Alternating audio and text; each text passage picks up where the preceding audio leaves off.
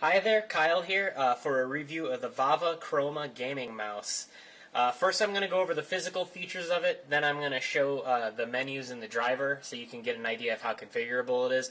Then I'm going to run through all the color modes. I hope to do this quickly, but I doubt I'll be able to because I'm going to go through all those modes. But first off, just the basics. It's got two buttons on the side, scroll wheel on top, left, right click, three buttons here.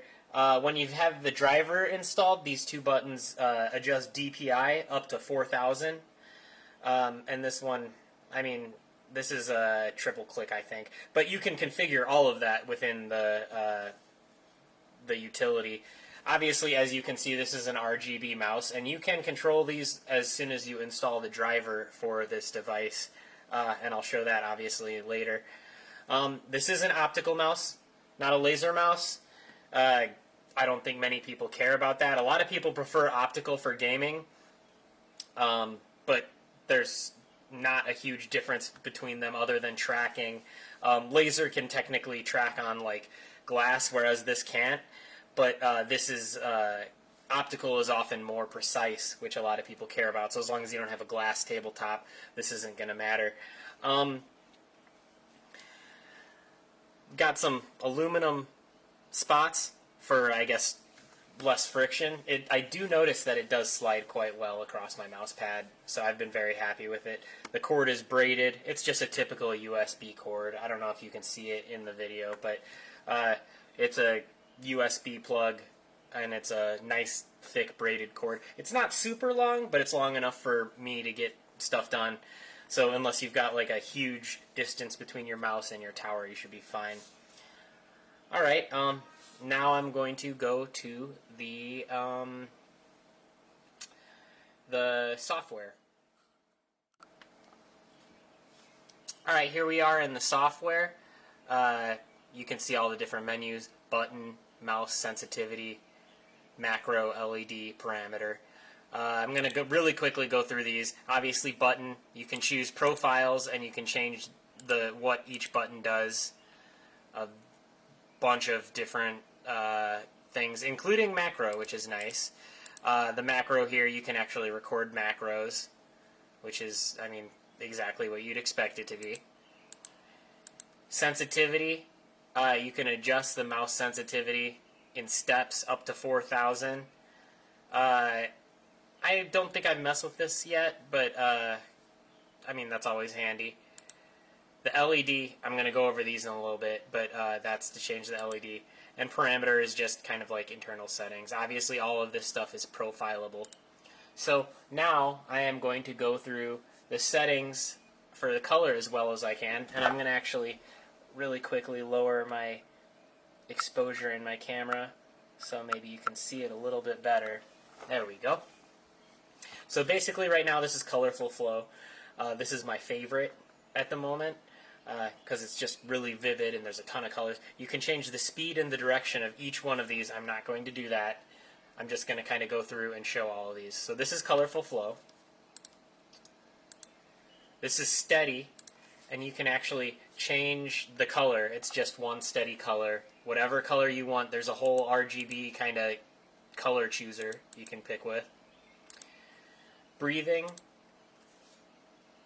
obviously, it's pretty much the same thing as steady, but the colors are breathing. You can choose what colors happen, and you can also choose the speed. You can choose 1, 2, 3, 4, 5, 6, 7 different colors for breathing. Down to the next one, tail. So that one just cycles through a number of colors and just goes up and down your mouse. Obviously, you can choose the speed. Neon, and that's just shifting through all the colors.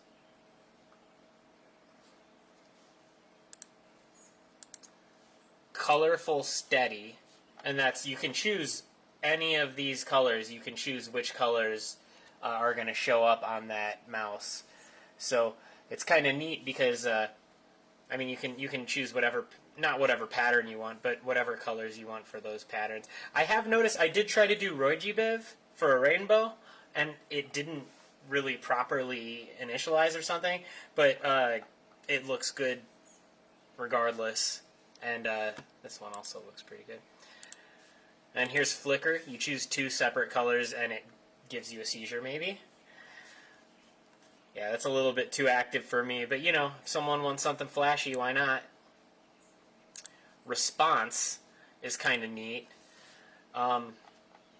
Totally off, and then every time you click, it's a different color. So that's neat. Flow.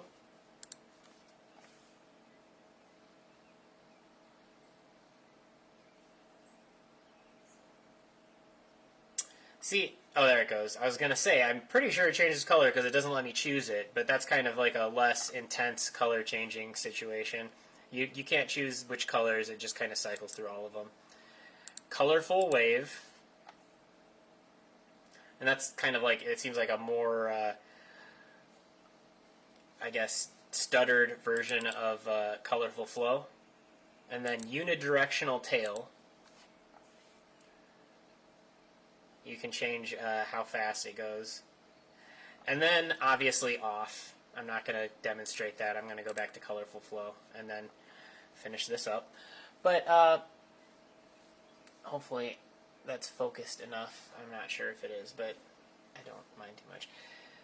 Alright, I mean, overall, I'm really happy with this mouse. I actually replaced a SteelSeries Razor with it, and I've been using it for like a week or so, and I have enjoyed it quite a lot.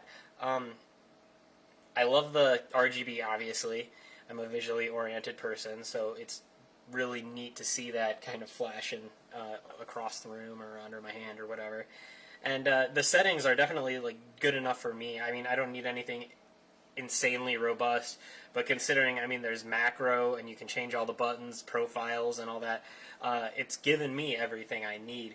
So I'd say if the price is right compared to other optical mice or mice in general, go for it, because I have had no issues with this whatsoever. Obviously, I'll update my review if something happens in the long run, because I think, again, one of the most important metrics as computer hardware goes is how long it lasts. So hopefully this will be doing well and not giving me crap in 5 years or whatever. So, alright, I mean, that's it, I think. Hope it helped you out. Thanks for watching.